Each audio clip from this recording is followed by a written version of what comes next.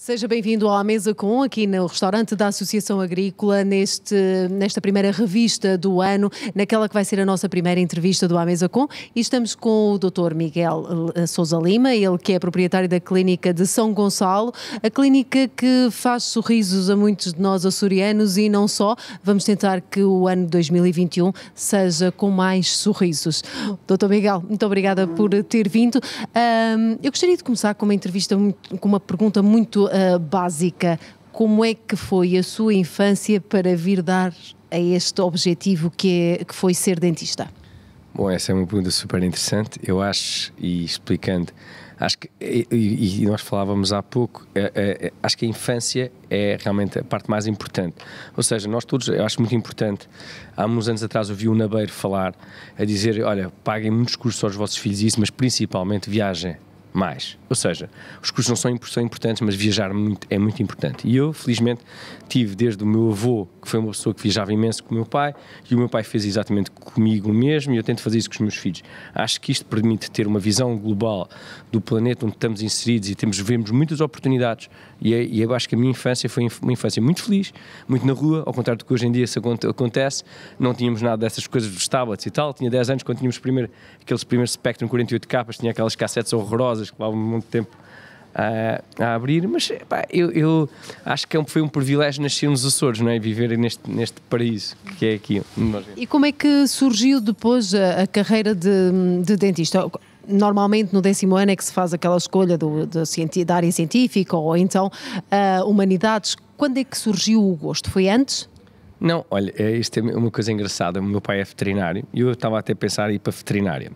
E por acaso, naquele ano, na altura nós tínhamos o contingente de Açores e toda a gente quis ir para a veterinária e eu acabei por entrar em dentária quando devia entrar em coisas. Mas pensei, os 3 anos são básicos, são iguais e vamos lá ver, porque eu sempre tive esta coisa engraçada que eu sempre gostei de muita coisa e na realidade não gostava de nada em concreto. E então por isso fui para a área de ciências para mais ou menos, que eu achava que dava mais a hipótese de escolher várias áreas, mas é assim, eu na realidade acho que até engenharia agrónoma eu gostaria de ter tirado, porque eu até adoro plantas e faço imensas experiências com isso, portanto eu acho que, hoje em dia se me perguntarem a um jovem, perguntar-me o que é que deves fazer, eu acho que eles devem escolher um nicho de mercado, focaste nesse nicho de mercado, fazes uma coisa que tu realmente gostes, sejas cozinheiro, dentista, qualquer um curso, mas o que importa é fazer uma coisa que se goste, e isso é a parte mais importante.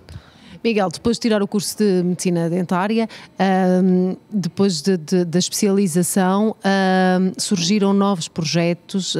Eu queria que me contasse um bocadinho desta transição. Depois de terminar o curso, o que é que aconteceu ao Miguel? Ok, quando acabei o curso, o que aconteceu ao Miguel é que ele não conhecia quase ninguém dentista. A minha família não tinha nada a ver com dentária, o meu pai não tinha quase nenhum conhecimento, então o Miguel pegou num currículozinho e foi bater à porta desde a costa da Caparica, desde Lisboa entre Santarém até Sesimbra, numa área gigantesca, a entregar currículos e a ver qual era a tentativa de ter algum sucesso. Lá consegui um pescate aqui, um ali, uma entrada de um consultório ali e acolá, etc. Entretanto, eu acabei com uma média suficientemente boa e fui convidado a ser professor na faculdade, porque nós acabamos os cursos, mas nós, na verdade, quando saímos não temos experiência nenhuma, não é? Então eu optei por duas coisas, uma fazer uma pós-graduação em cirurgia e implantologia, e outra era a cirurgia e implantologia, e outra era que aproveitei para ir para a área de endodontia, que é desvitalizações, na faculdade, ser professor, mas na realidade eu fui para aprender do que propriamente para ensinar. E foi uma experiência incrível, quando depois disto fui fazer então essa especialização, só que entretanto o meu pai disse, vais fazer uma especialização em implantologia, mas achas que alguma vez vais trabalhar nos Açores? Era um tema interessante naquela altura, né? E eu na altura não, mas é uma coisa que eu gosto realmente, eu vou me especializar e filo e não estou nada arrependido. Depois surge também a Clínica de São Gonçalo, este novo projeto que já tem anos, mas que a cada ano que passa é mais um sucesso a arrecadar. Conte-nos um bocadinho da história da Clínica de São Gonçalo e como é que surgiu este projeto, que no fundo foi uma inovação na altura. Sim, a Clínica São Gonçalo, naquela altura aconteceu uma coisa muito engraçada, porque eu estava na tal parceria entre a Faculdade de Yorba Linda e a Faculdade de Lisboa, Universidade Dentária de Lisboa, a fazer pós-graduação em implantologia, quando dá-se o 11 de setembro, e em que os estudantes estrangeiros são obrigados a não entrar nos Estados Unidos da América. Só que naquela altura já tinha a clínica a montar-se, o meu pai já estava a montar cá, arranjou-me um espaço e estava a montar a clínica cá. E lembro perfeitamente de pensar, tipo, às vezes penso, e se eu tivesse estado mais nos Estados Unidos, como é que teria sido a minha vida? Às vezes é uma daquelas questões que se perguntam. Na altura, venho para a clínica com muita vontade de tecnologia. Sempre adorei tecnologia, adoro tecnologia, continuo a adorar tudo o que é gadgets, isso tudo é o meu problema. Agora estamos no Natal, é uma chatice. E queria fazer uma clínica exatamente especializada em tecnologia, mas principalmente uma clínica que pudesse transformar sorrisos. Que isso transforma a vida das pessoas. Na altura ainda não tinha, quando comecei, não tinha bem a noção porque não sabia bem o target, não conhecia bem como é que era a população aqui nos Açores, como é que eram as coisas. Isto são coisas que vão se construindo, digamos assim.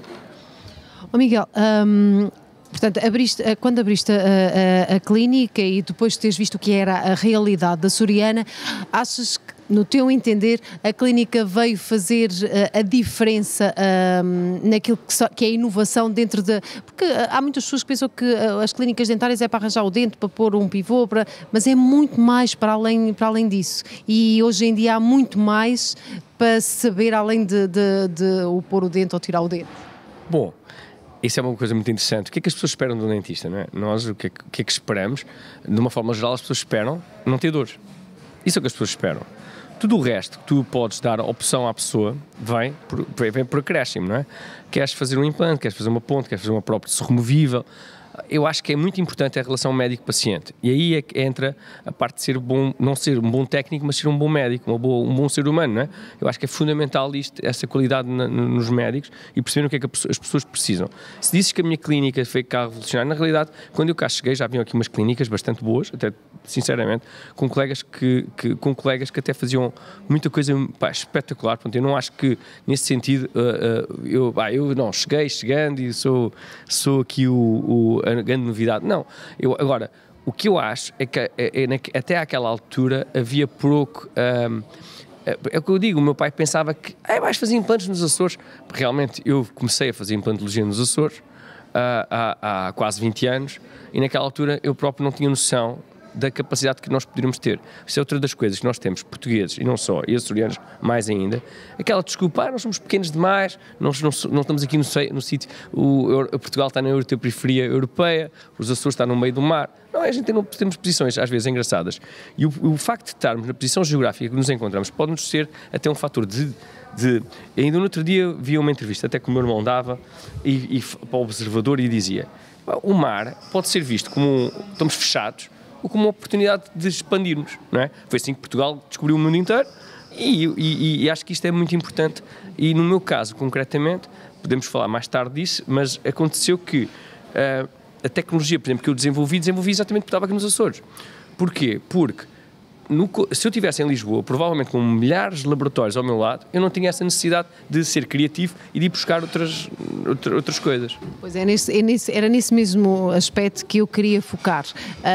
Tu tentaste apetrechar a clínica de utensílios ou de, não sei muito bem como é que se chama, aqueles aparelhos todos, que trouxeram inovação, ou seja, e trouxeram aquela necessidade, eu acho que também começou a ser feita, começou a ser colocada nas pessoas, que não se vai ao dentista só porque se tem uma dor, vai-se ao dentista porque faz parte da saúde. E é nessa questão que eu queria que falasses um pouco, é que no fundo tu viste isso como, quiseste passar isso, a tua clínica quis passar isso para o cliente, o paciente?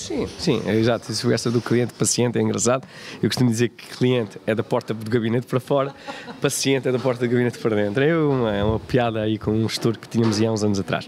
Bom, em relação à pergunta que me estás a colocar, o que eu senti e que as pessoas querem, realmente a saúde não se dissocia, ou seja, não há a saúde oral. Eu não gosto muito do termo saúde oral porque eu acho que a saúde é uma coisa global e que está tudo muito interligado. Para termos uma pequena noção, a maior parte dos próprios setores que uma pessoa tem são na boca, nos dentes. Ao mesmo tempo também os olhos são um dos próprios setores principais. Podes ter uma dor na coluna e teres uma dor na coluna porque a tua oclusão não está correta. Ou seja, está tudo interligado. E essa multidisciplinaridade hoje em dia da medicina é que eu acho que é fantástica. E hoje em dia, trabalhando trabalhamos com equipas desde os cirurgiões capilares, dos cirurgiões maxilofaciais, cirurgiões plásticos especializados em face, por exemplo. É tudo isto, essa equipa. Aconteceu que naquela altura um colega meu, muito conhecido, que era o Miguel Stanley, lançou o Doutor Preciso de Ajuda em Portugal. Eu acho que também isso, o Miguel Stanley foi talvez das pessoas que mais fizeram pela medicina dentária em Portugal. Porquê? Porque nivelaram ao nível da cirurgia plástica e da dermatologia. E outro termo que acho muito mau é dizer a cirurgia dentária, a medicina dentária é o parente pobre da medicina. Eu não concordo nada com isso, não é? Quando eu acho que nós podemos estar na vanguarda. E o Miguel Stanley fê-lo através da televisão, fê-lo por ter uma capacidade extraordinária de comunicação e aquele programa que mudou muito. Naquela altura o que eu fiz, e aí acho que fui oportunista, vi a oportunidade, não é? Foi ver os programas, no bom sentido, foi ver, claro, obviamente no bom sentido, foi ver o que é que as pessoas procuravam e tentar canalizar aquilo para cá, para o nosso mercado e para a nossa realidade. E foi isso que fizemos, que era as pessoas não só tiravam as dores dos dentes às pessoas, mas sim a capacidade de estomatognática, restituir àquela pessoa a capacidade de função e não só estética. Repara, um sorriso é uma coisa super importante, não só é a tua imagem, é importante para uma entrevista de emprego, para arranjar um companheiro, é tanta coisa que nós podemos fazer, a tua própria autoestima, e influencia a vários níveis, até psicológico, digamos assim. Miguel, eu sei que andaste por o mundo desde juventude, mas também a nível profissional. Eu gostava que me falasses de uma ou duas experiências que tiveste nesse mundo da medicina dentária em qualquer parte do mundo. Olha, se eu tiver que definir países onde eu tive e que mais me fascinaram, um deles foi Cuba. Não é? Eu fiz lá um estágio de meses em cirurgia num hospital, no Finlay Albarrán, em Cuba. Para mim foi uma das experiências muito boas. Porquê? Porque os médicos lá são extraordinários, fazem omeletes sem ovo. Eu aprendi a desenrascar-me literalmente lá.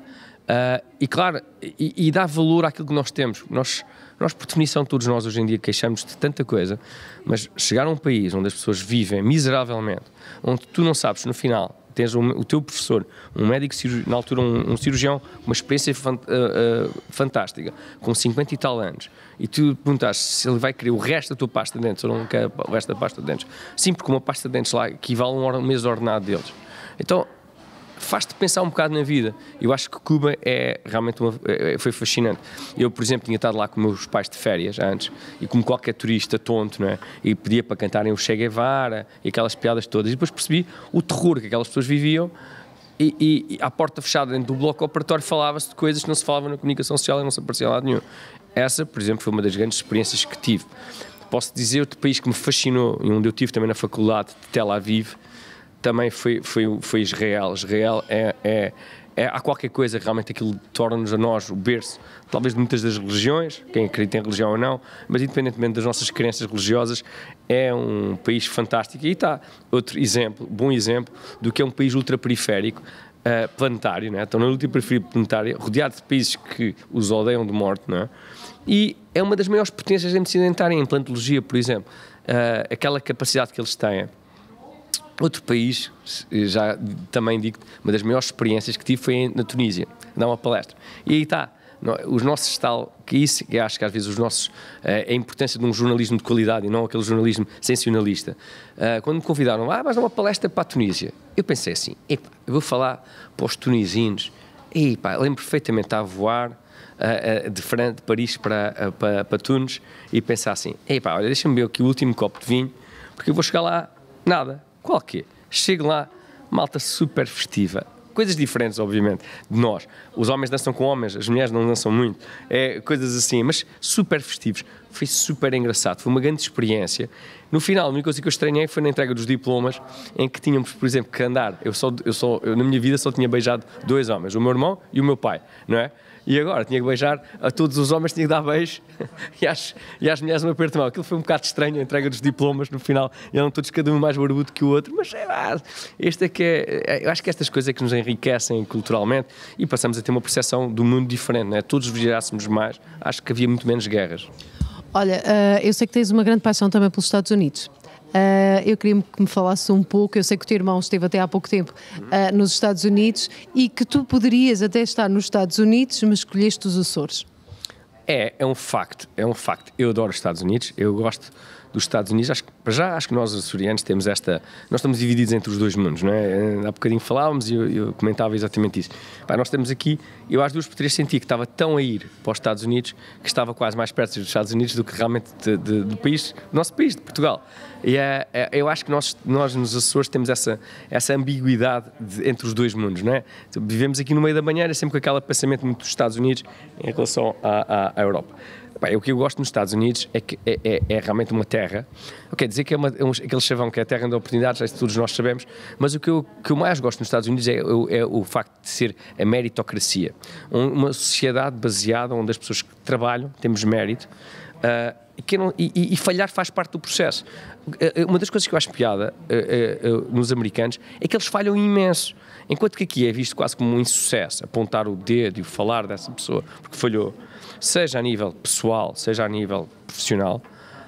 Lá não, falhar faz parte do processo, e quanto mais vezes falhares, mais probabilidade tens, e mais rapidamente superares esse obstáculo, mais oportunidades tens de ter sucesso.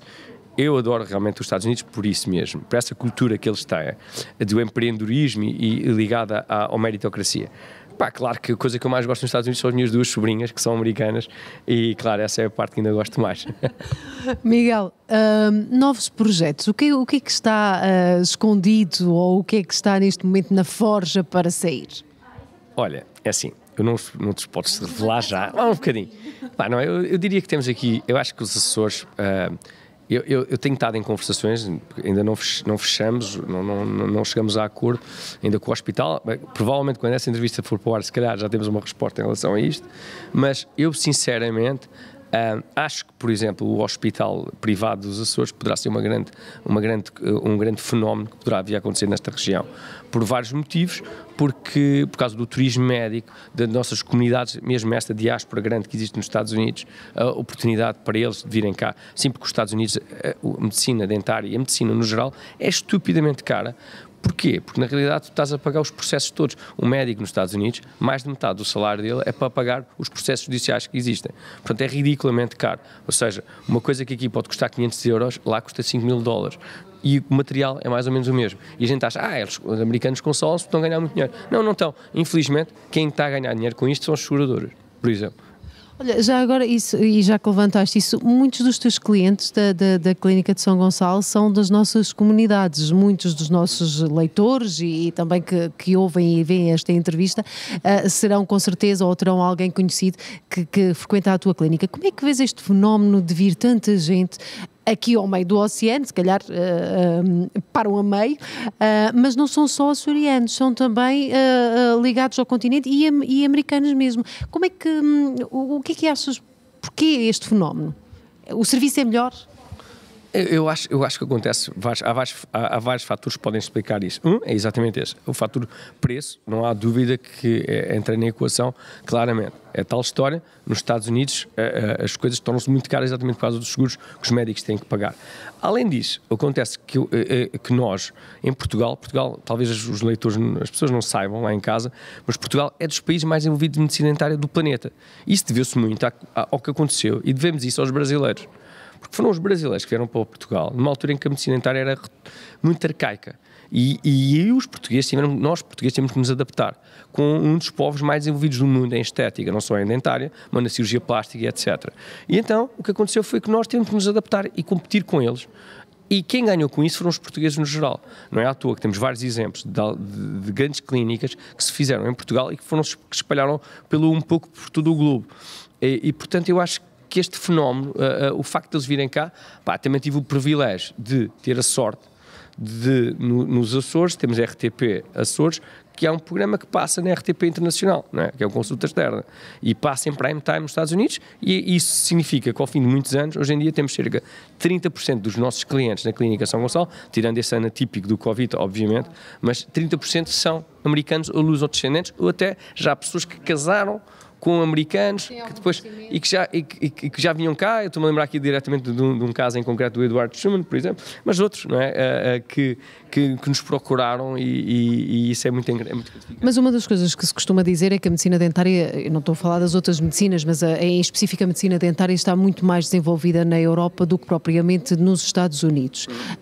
E tu és um dos rostos, principalmente de Portugal, e se não um do top 10 a nível da Europa, com este reconhecimento. Como é que vês qual é que é a sensação? Olha, quando eu fui convidado para ser um dos 12 diretores de curso a nível europeu do AIC, eu posso dizer que, acima de tudo, é realmente é muito gratificante. É muito gratificante pela causa, pelo teu empenho, porque eu acho que quando tens o privilégio do teu trabalho virar o teu hobby e conseguis com isto alcançar isso, porque realmente isso em termos monetários não dá nada, mas dá-te muito mais, é muito mais overwhelming, né? É aquilo que te vai realizar completamente, né? E eu acho que és completamente, não é? E depois tens o privilégio de conheceres pessoas de todo ao lado, poderes viajar para todo o lado, explicares o teu ponto de vista, de onde vens, dos Açores. Eu acabo sempre as minhas palestras com uma cauda de uma baleia a dar. Eu já tive pessoas que vieram viajar. Estou-me a lembrar da Cláudia Cordati, por exemplo, uma médica dentista de San Diego, que veio aqui aos Açores porque ouvi falar disto e que isto era parecido com o Havaí, porque eu lhe tinha mostrado. E são estas coisas que eu acho que são fantásticas e crias amigos no planeta todo. Hoje em dia às vezes tenho chatices, é com os jogos de futebol.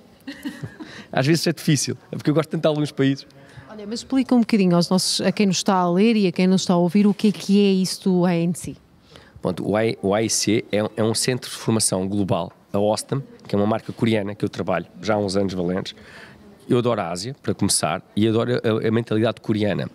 Porque os coreanos são brincar é brincar, trabalhar é trabalhar, mas quando eu digo trabalhar lá é trabalhar, mesmo nós achamos, por exemplo, o norte da Europa com isto, achamos que os alemães são assim, mas os alemães ao pé dos coreanos são pouco. Isso é interessante, nós vemos a perspectiva de workaholic, lá é mesmo levado ao mais amplo sentido da palavra. E são muito focados, não é à toa que a Coreia, que é um país do tamanho de Portugal, 700 km por aí, de les a les, é um país que tem a Samsung.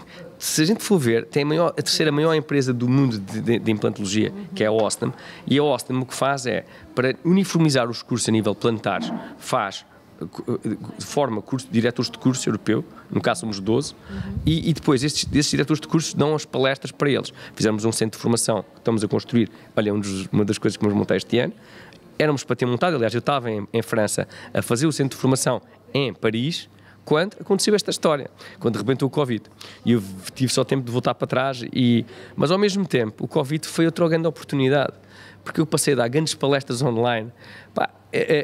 Nós podemos aproveitar as coisas piores que nos acontecem para tentar ver o que é que podemos aprender com isso, não é? Isso foi uma das coisas que aprendi. Miguel, eu gostaria que deixasses uma mensagem como médico para os nossos leitores da primeira revista do ano 2021, como médico de sorrisos, porque passas a ser também conhecido assim, uma mensagem para todos eles a respeito precisamente daquilo que é a saúde oral, que tu não gostas que se trata assim, sim. Mas dá-lhe outro nome. Sim, ok. Não, olha, a minha mensagem para todos é que este ano, esperemos todos nós, que 2021 seja um ano onde haja mais sorrisos do 2020, não é? 2020 foi um ano caracterizado principalmente pela pandemia do Covid, não é? Por ter-nos visto e ter-nos equacionado muita coisa, não é? Inclusive, o que é que estamos aqui a fazer? Se estamos no caminho certo, acho que foi fantástico. Para mim foi um ano fantástico. Aqueles meses de clausura fizeram-me fazer muita introspeção sobre mesmo o que é que eu pretendia para a minha vida. Acho que todos nós podemos ter ganho muito com isto, embora... O negativo tirar o positivo. Eu acho que isto é a mensagem. Claro, obviamente que eu espero que 2021 seja um ano que a gente possa rir bastante e que as vacinas tenham muito sucesso e vamos ter todos esperança que esta coisa vai melhorar.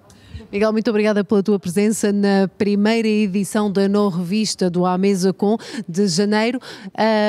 Quanto a mim, então é tudo. Vemo-nos para fevereiro.